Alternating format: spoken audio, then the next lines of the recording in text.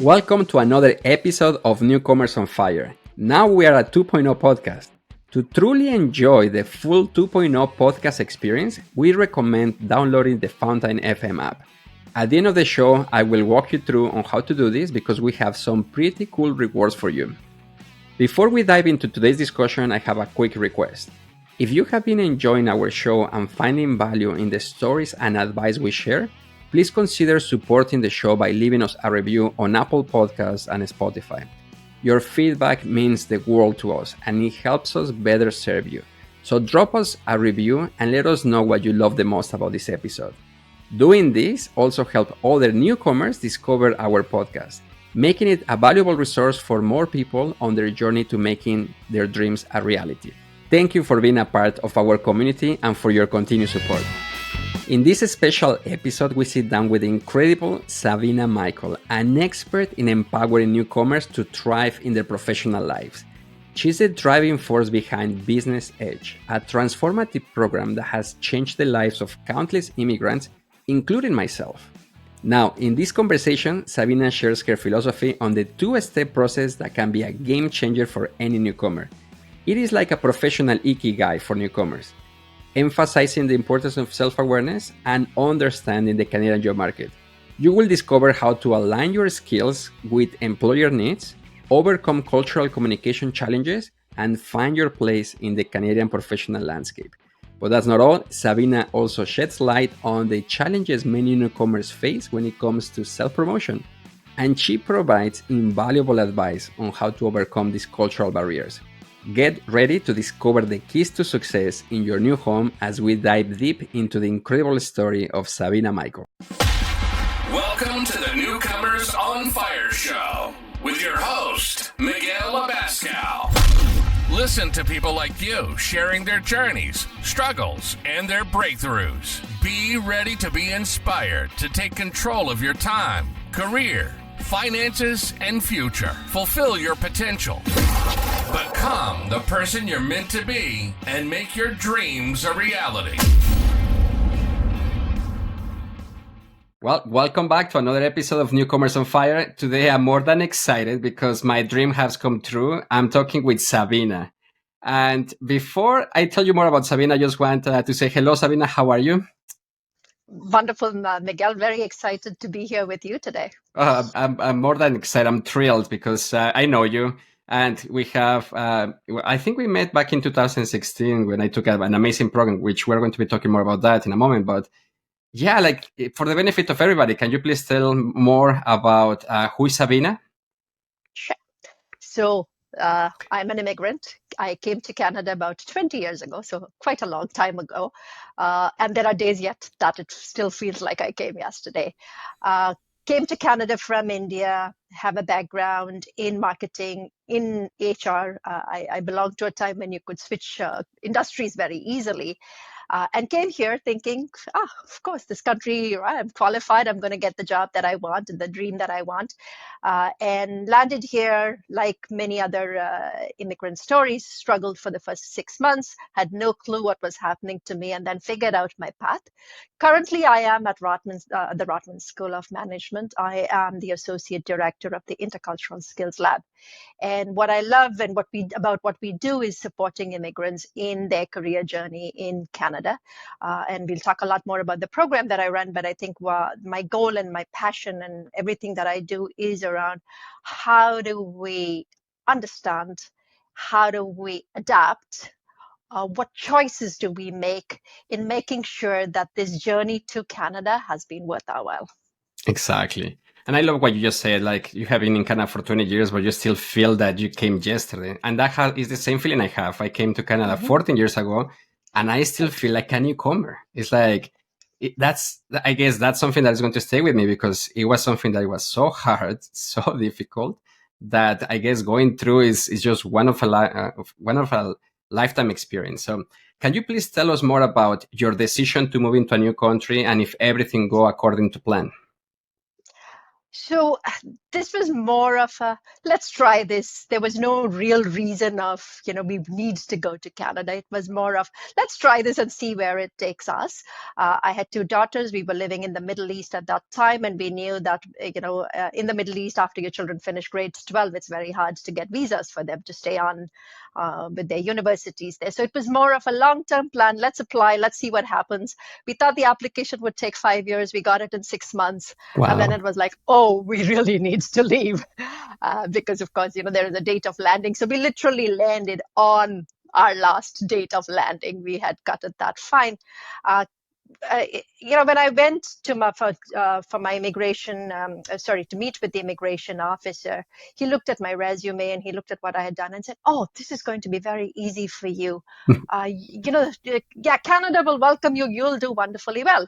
And then you hear that and you're like, "Oh, of course, right? Awesome. I will be successful here." So to answer your question, did things work out as I had planned? No, not at all. Nothing did. But then also things worked out in a way that I would never have imagined or dreamed of. And I think that's what makes this whole journey so exciting. Yeah, I have one question that I've been asking recently, and if Canada were a person, how is your relationship with this person? Can you describe more about that? An honest answer is actually a love-hate relationship, I think, like many relationships. There's so much I love about this country, and hate is a strong word, but there are also so many things that I feel we could do better, and it's why I do the work that I do. But if it was a person, definitely a person that has allowed me to grow, a person that whose values that I relate to, and I'm very proud to be in a country which has those values that I share, and a person where I can be myself. Yeah, exactly. Yeah, I've been thinking about that too. And for me, the same situation. It's at the beginning, we were not looking, eye to eye, and potentially we were Yeah, sleeping in different rooms. yeah. But now we are like best partners, confident.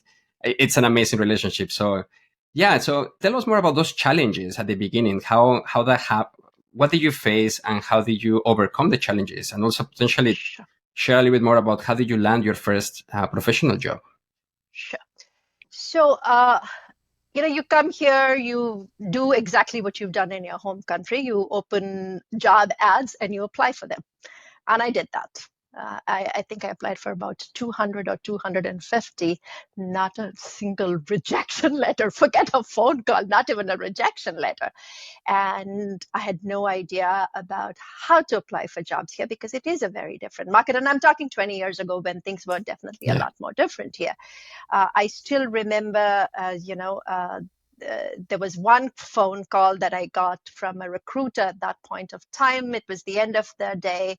And I didn't, expect the phone call, and I picked up the phone call. And I think a big lesson for me there was never pick up the phone when you're not ready for a recruiter. But clearly did not do a good job of it because they never called me back. And then I realized, okay, I'm doing something wrong. What is it that I need to do differently?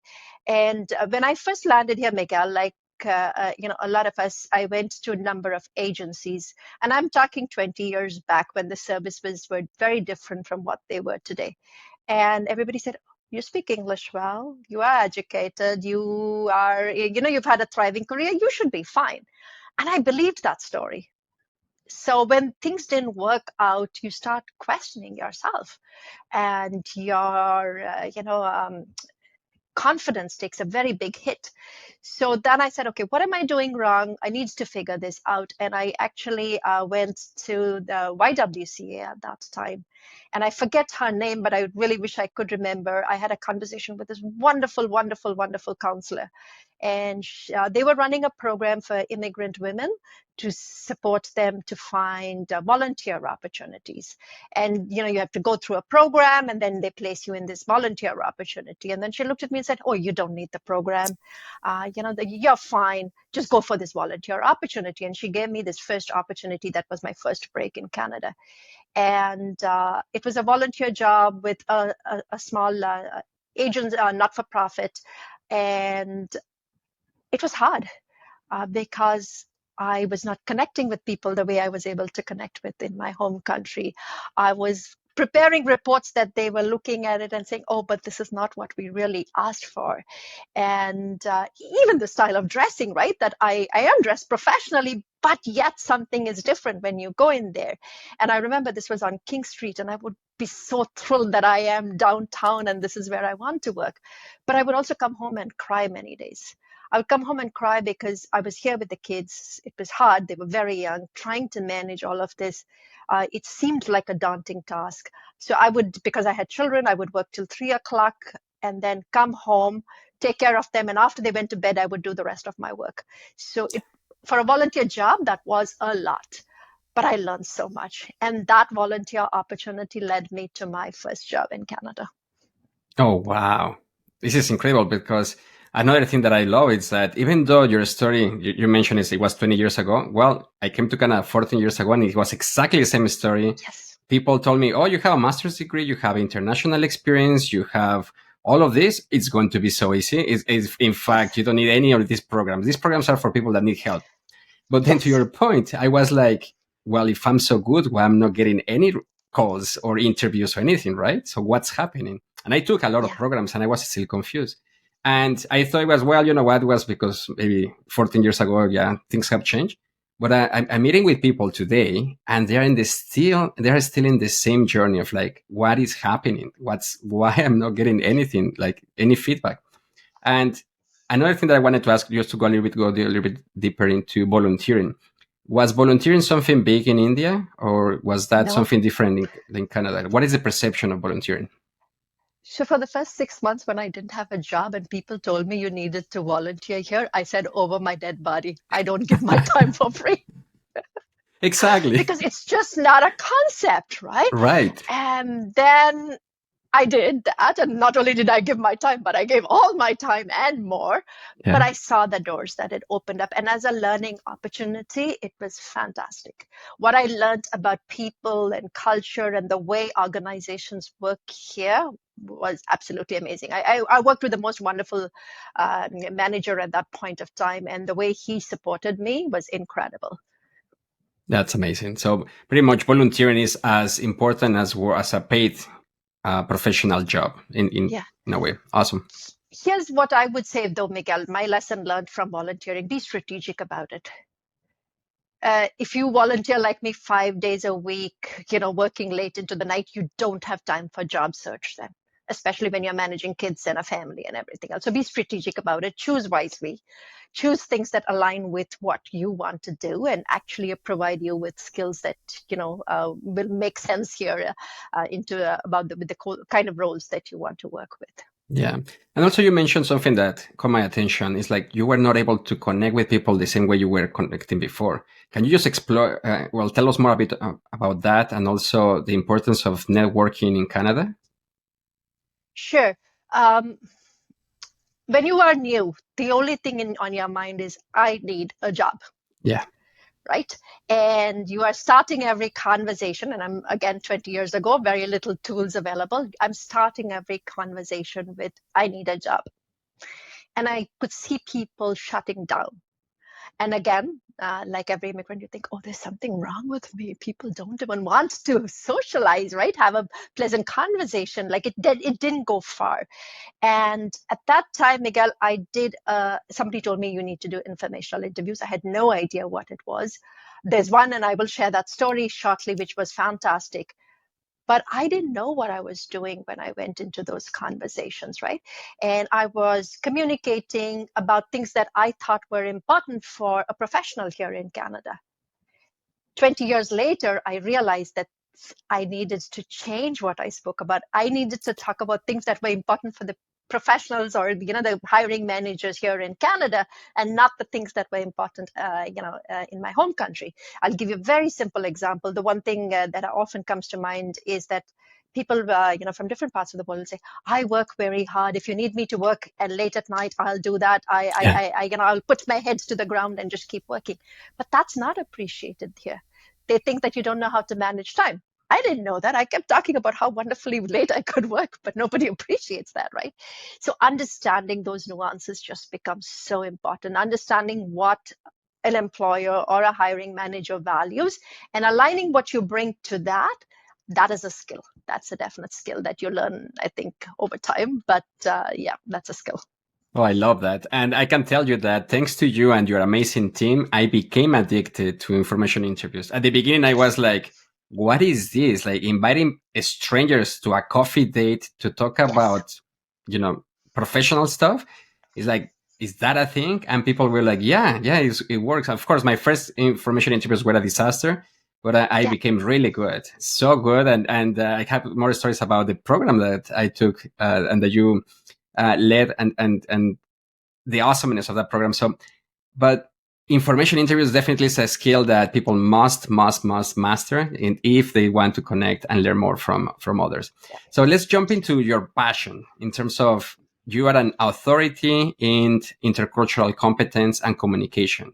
How did that happen? And also, I'm very curious to know about the beginnings of the most amazing, if not the best, program for newcomers that I believe exists in Canada, which is Business Edge. And of course, it's something that you created and your team. So yeah, I want to know more about that story as well. Thank you. Thank you for calling it the most amazing program. I do believe that, but it's nice to get that validation from others as well. And the reason I say that Business Edge is an amazing program, Miguel, is that what I have learned over the years, it takes a community, it takes a village, right? And what Business Edge, we've been very successful in doing is building this community. And so, like you said, that I created it, and I genuinely mean this.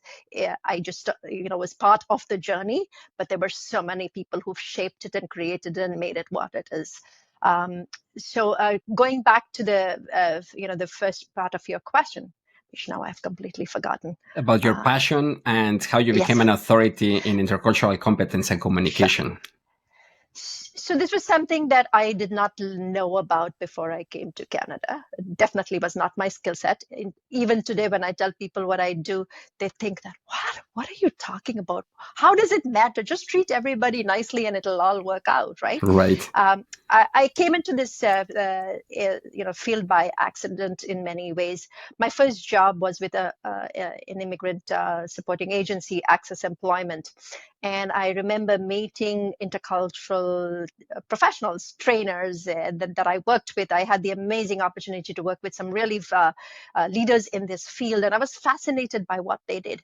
And that I would learn from them. I would, observe them. And then I thought, I like this. I relate to it, but I also see how my values, my behavior is influenced by my culture and how people are perceiving me because of that. And the whole concept of, do I adapt? Do I integrate? Do I assimilate? Right? All of these were questions that were really confounding me at that time. And that's how I got into this space. And I think I have invested a lot of time in learning about this, invested in programs and courses, but also I work in the best possible lab in the world, which is Toronto. You cannot get more multicultural like this. And observing people, listening to them, asking curious questions, that's what actually developed my, understanding in this field. It's expanded a lot more. I think I've now expanded it into also the space of inclusion, right? What does inclusion really mean for each one of us?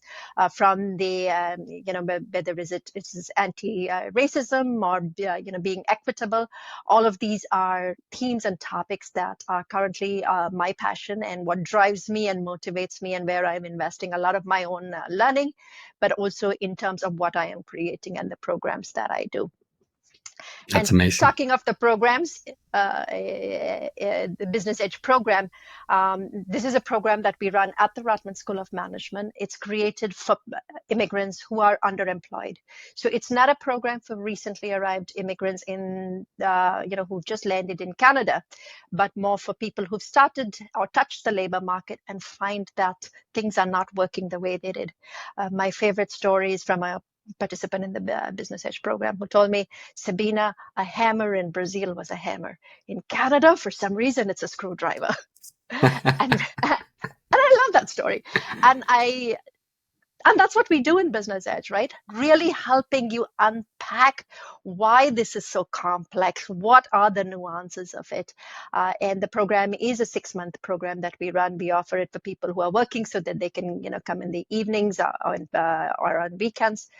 But as a graduate of the program, and everybody, so many graduates that we've worked with, I think that what I hear from everybody is it changed my life. Yes. It transformed the way I looked at the world. And I think it's much more than just a program. It's more than just a career program. It really helps you to learn, unlearn, rethink, and then become who you want to be. I And I love think that. that's the beauty of Business Edge.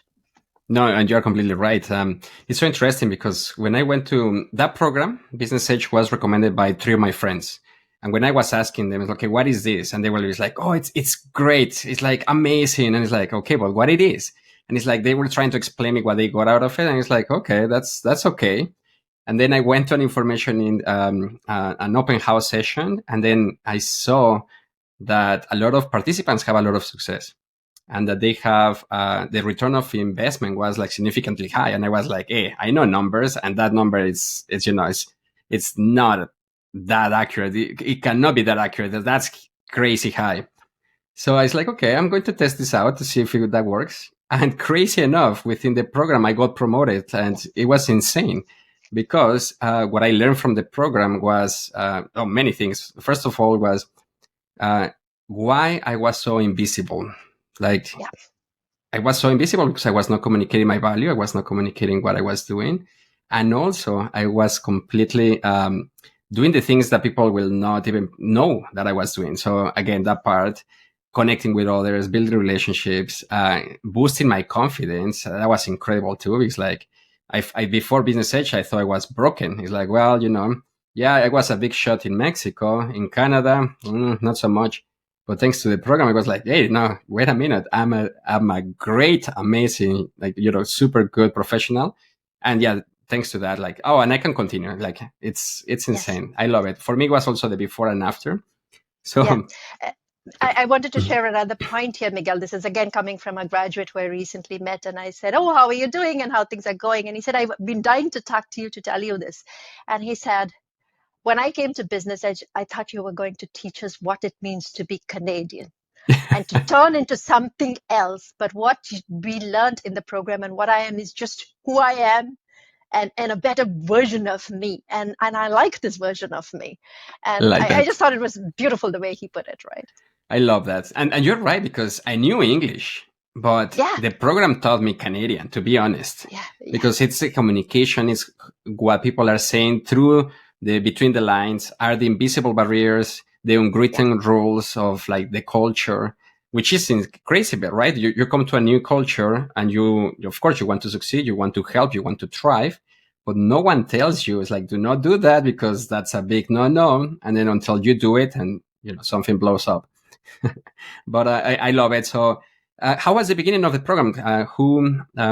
If you can tell us more about how you joined Rotman, and then how you created this movement. I can tell you right now, it's a movement. So many hundreds of people have taken it.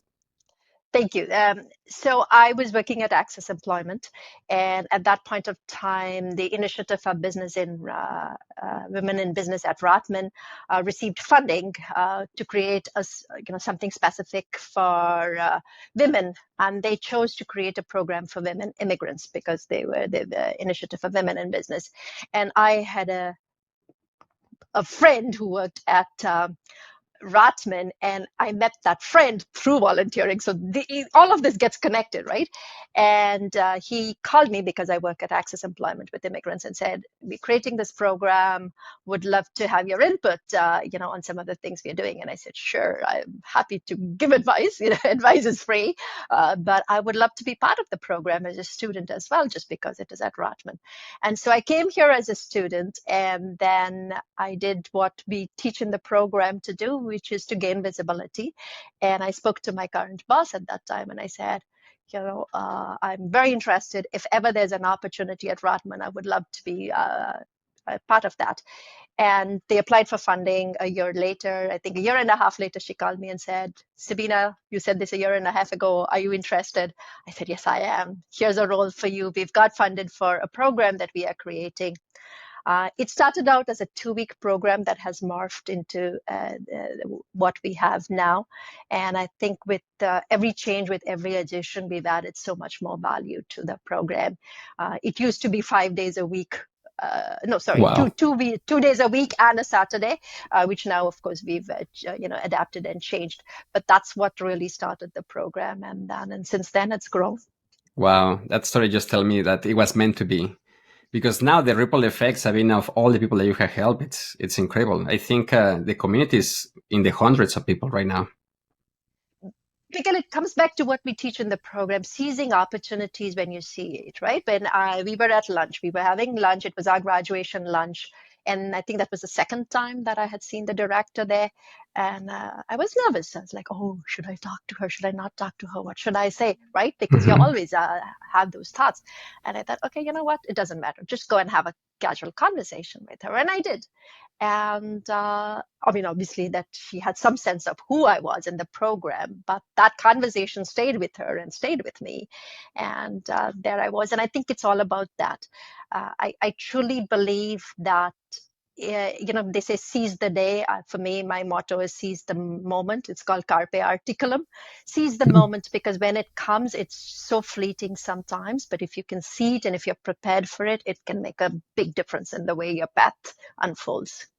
Exactly. That's what my grandma used to say. Hey, the definition of luck, son, it's preparation plus opportunity. If the opportunity comes and you're not prepared, bad luck. Yeah, absolutely. Exactly.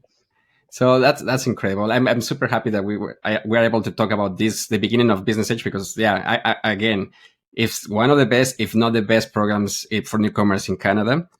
What would be your recommendation for somebody that, arrived to Canada, has been trying to find their way, struggling a little bit? How can they become more intercultural competent? What can they do to gain that muscle and say, like, okay, now I know what to do? So I think this has been my philosophy. I call it the 2-step process. The first step is awareness, and that starts with self-awareness. What drives you? How are you communicating? We fail to understand how deeply culture impacts our behavior. Yep. We fail to understand how deeply culture impacts our communication style. So if you don't know who you are, what your values are, and how others are perceiving you, it's very difficult. Then what are you changing if you don't know, right, what needs to change? Or what are you not changing because it is such a deeply ingrained value that you don't want to change it, right? Business Edge is not teaching you that you need to change or adapt. It's about making those choices and those decisions. So the first step is to self-awareness. Who are you? What motivates you? What kind of skills do you have? What strengths do you have? And how does all of this come together in the package that is you? So you start with self-awareness. So learn that about yourself. You learn that through asking questions. You learn that through observation. You learn that through reading, or you join Business Edge and then we support you in getting the answer to that. That's the another way out, but right. Definitely that's another option.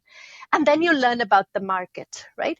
What does the market need? Because I believe strongly in that every immigrant comes with a lot of strengths and a lot of skills. But the way we talk about it and the way we communicate is very different, and that's culturally influenced. And if you can learn what does an employer want, what is their goals, what are their values, and align what you have to offer with that. And I'm not saying change yourself and pretend to be somebody else, but look at the way you present your stories, because in every story, there is a number of factors that influence that story. And what are you highlighting in the story? Like my previous example, if I focus on working very hard, and if the organization doesn't value you, they don't hear me, but I also work hard, I also work strategically. And so if I focus on working strategically, and that's aligned with what the employer wants, then that works better. So know yourself, know your market, and then find where the two come together, and you will find your place. I truly believe that, and I've seen it happen over and over again with my participants, that it does work. That's amazing. It's like a professional ikigai in a way where you Yeah, just find the sweet spot where everything just yeah, comes together. Because you're right. Uh, Sometimes we are not aware of what we are not aware. And yeah, unconsciously, we just repeat the same bias. yeah. And sometimes that creates issues. Yes. I remember, I think I was, at one point when I was talking to you and a couple of the other participants, and we were looking at what can we do, how do we communicate about the program? And I think one of you said that we don't know what we don't know. And because of that, we assume we know a lot. And I think when we came into Business Edge, we realized that what the impact of what we thought we were communicating was not what was being received. And you never know that because in Canada, nobody gives you that feedback, right? Right. And so you walk away from a conversation based on your understanding of the conversation. And you've missed all the cues that Canadians do give about how well or not well the conversation went, right? And reading that becomes so critical because otherwise you are completely lost. Yes, and sometimes I'm still completely lost because some people are also a lot between the lines. It's like they're Yeah. telling you, great job, that was amazing, and then they tell you something positive, and then it's like, but continue doing it. And it's like, what should I do then? Should I continue? Should I change? Should I? And then, yeah, it's so weird, to be honest, because Yes, and again, it's very cultural, right, Miguel? Um, and I have kids here who have grown up here, and I see the way they operate in their workplaces now, and they seem to know it instinctively. They seem to yeah, know exactly what to do, and I think, how do you know that? And I ask them that question, and they're like, "What do you mean? How do you know that? You know that, right?" yeah, Because again, that is what it is, right? That's how you learn what is appropriate or not appropriate in a culture, by just being in it and absorbing it and right. observing it. And for us who've learned different patterns, it's very hard to unlearn. Very hard to unlearn. Oh, wow. Yeah, that's super good. Any advice on terms of how to become more visible? Because sometimes there are some cultures, including mine, where Yeah. self-promoting is not a thing. A lot of people have been asking me, it's like, I feel really uncomfortable talking about myself or talking about my achievements as if it was a team that did it, I feel I'm taking credit. And, and of course, a lot of these feelings about like, I cannot say that because it's not true, or I'm being, not humble enough. And, all of this. What Yes. would be your advice for somebody that's thinking like that right now? So absolutely right that we all come from cultures where humility, being humble, is strongly encouraged. My advice to everybody is, when you are talking about things that you have done, Canada is a country that is individualistic, and what it means is that you obviously have done a project together with a team, so you cannot take credit for the work the team did, but you contributed in that team. And that's what people want to hear. What were your contributions? How did you make a difference? Miguel, you and I can be on the same team doing the same task. The way you do it is the Miguel way. The way I do it is the Sabina way. And that's what they want to hear. What did Sabina do differently that made an impact? And when you can look at it from that perspective, so it's not about an I and a we. Yes, you can start by saying, I worked on this project, amazing team, this is what we delivered. My contribution was. Then it's not that you're taking credit away from somebody else. You're owning what you have done. And I think, again, it's something that's very much a trait, a cultural trait in individualistic cultures. Owning your actions, owning what you've done well, but also owning what you have not done well. You're so right. Right? And speaking up as well. Yes, right. And so it's really, if you start reframing this not as bragging, not as boasting, but owning what I did, taking ownership in it, taking pride in it, and saying it in a way that, yes, you give credit to the others who were on the team, but what was your impact? What did you do differently? And sometimes we don't know how to articulate that because we've never thought like that. We've never been trained to think like that. And one suggestion I would make is write it down, because when you start writing it down, in your head, it seems all fine. But when you write it down, you actually see exactly what your contribution was. So I think that's something that I would suggest to somebody who is uncomfortable with being boastful. Yeah, no, it helps. Well, first of all, you're so right. It's needed, it's important, and it's the only way to become visible. To be honest, because if not, my story, I will work 12 hours, 14 hours like crazy, and I will not get recognized. And I was always asking myself, like, why people not see what I'm doing, or what I'm making, and the contribution. It was because I was not sharing enough. I was not talking about. I was not promoting it so much. So yeah, 100%. Curious about Sabina, if you could send a tweet to Sabina before taking the plane to coming to Canada, what would you say to Sabina before coming to Canada? I would say this is a package deal. You will gain a lot of things, you will lose a lot of things. And you need to be comfortable and redefine success for yourself. If I measured success based on the old Sabina, I would be a very miserable and unhappy person. Yeah. But I have redefined what success looks like for me, and I'm very happy with the success and what I have redefined. And I think that's what I would say. I went through a lot of unhappiness unnecessarily. Once I learned to accept the whole package, I'm much happier. Oh, wow. That's so deep. Yeah, exactly. And I can tell you, that's exactly what happened to me too, because once you are just happy with the new reality and also making peace with my new identity, it's like, hey, now life is much, much better, much happier, much joyful. And we can talk more about the goodness about Canada in that way. Absolutely, Miguel. And I'm going to use you as an example here. You are a beautiful story, right? You could have chosen to focus on all the things that were not working. But when I look at you, I see a person who's not just done that, but has also created opportunity for so many other people. You've got a voice, you've created a new identity.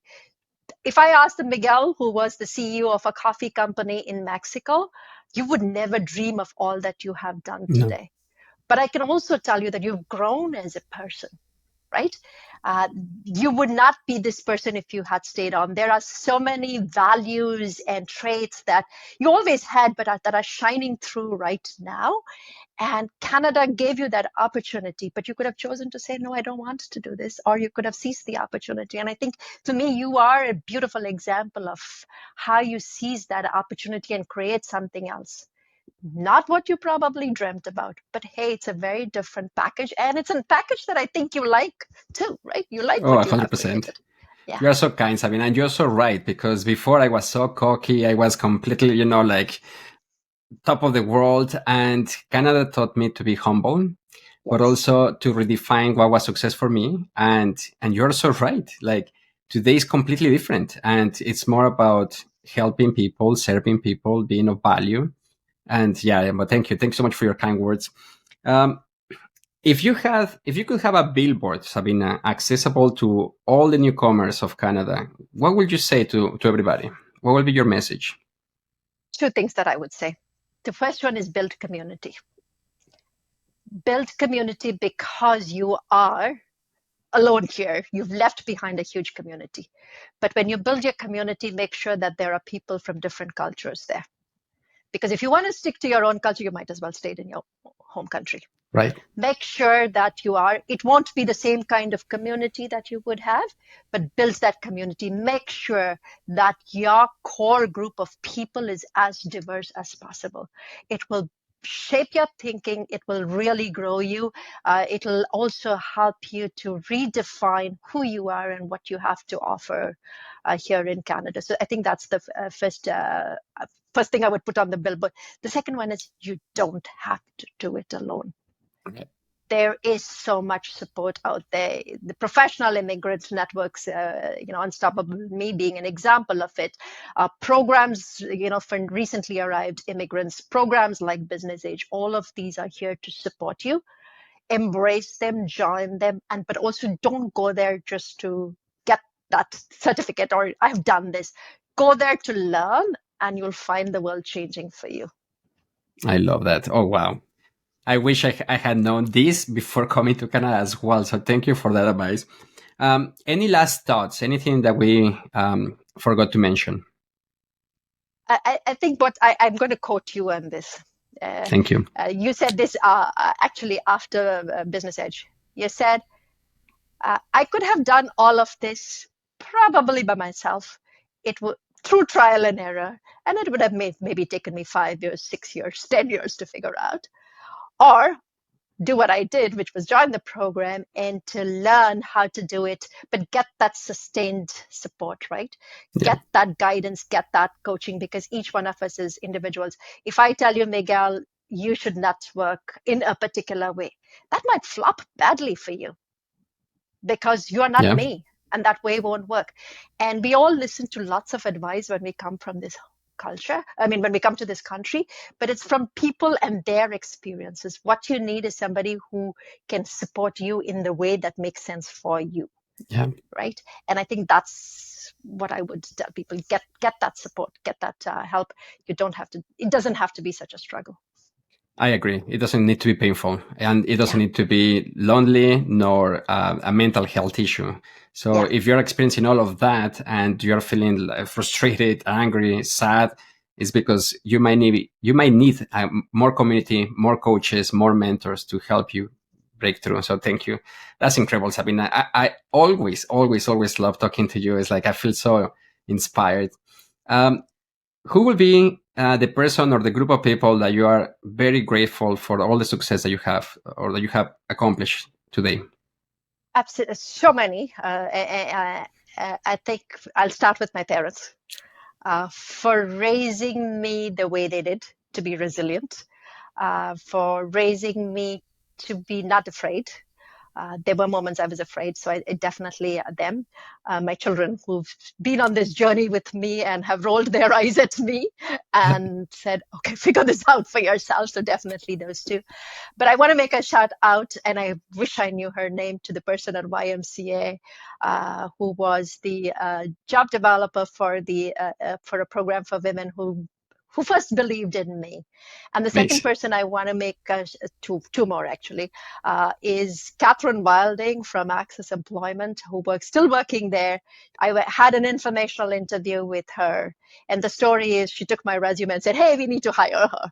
Right? Wow. It was such a beautiful moment. Didn't know that, this is what it was going to, but it opened up the world for me. But the last person that I want to thank, and I really deeply do, is the principal of the Montessori daycare that my younger daughter went to. She was my first reference.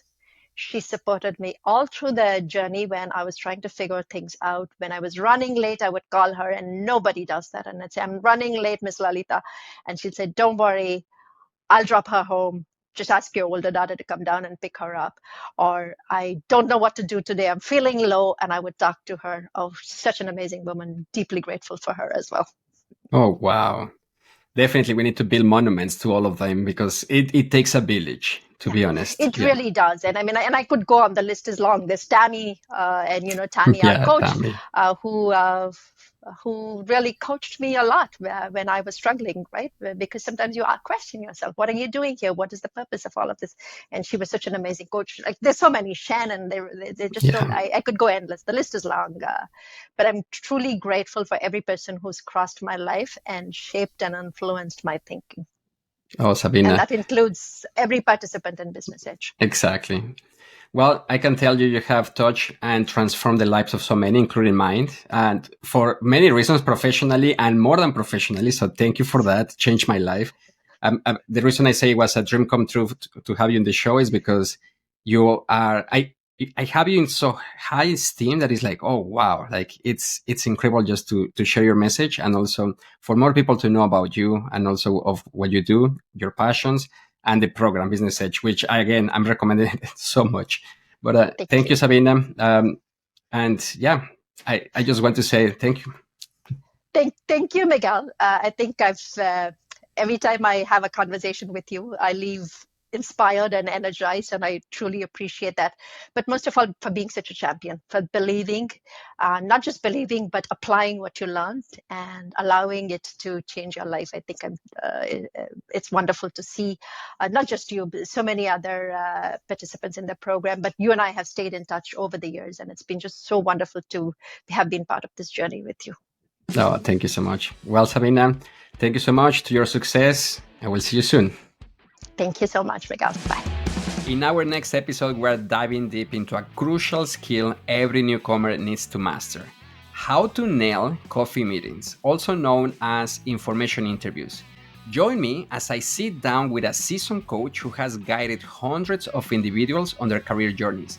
We will explore the ins and outs of why these coffee meetings or curiosity conversations are vital, how to prepare for them, and uncover best practices for success. To be honest, I initially thought this conversation was going to be just about 10 minutes, but the conversation was so good and insightful that it took almost 40. You don't want to miss this one. Hey, thank you so much for listening to the show. Now we're excited to take your podcast experience to the next level. But what is exactly Podcasting 2.0? Well, let me tell you, it is the evolution of podcasting. With Fountain, you are not just a listener, you're an active participant who can earn money by engaging with your favorite shows. It is a game changer. Getting started is very simple. In the show notes, you will find the link to download the Fountain app. Once installed on your phone and your account is set up, search for Newcomers on Fire and hit the follow button. Don't forget to do the same for all your favorite shows. Now, here is where it gets exciting. As you listen to our episodes, you will earn sats, which is real money. Keep an eye on Fountain's homepage for promoted episodes where you can earn up to 100 sats just for listening to Newcomers on Fire. When you like our episodes and you create a clip, for a limited time, we will send you 200 sats. And guess what? If the community likes them, you will receive even more sats. It's amazing. You can use the sats you have earned to send us a boost, which is like a mini payment with a message. We are super active and responsive, and we make sure to respond to almost every boost we receive. Plus, we give a shout out to our top boosters from previous episodes. If you are feeling extra generous, you can top up your Fountain wallet with a bank card or a Lightning transfer from a Lightning app. Supporting your favorite podcasters has never been this easy. The easiest way to learn is just to get started. If you have any trouble or questions, just go to support@Fountain. The team is amazing, extremely helpful, and responsive. And that's it. You are now fully equipped for Podcasting 2.0 on Fountain. Happy listening, engaging, and earning sats. We hope you enjoyed this show and that it helps you to find your way or make your way. If you found value, share it with someone who needs it. Until next time, to your success.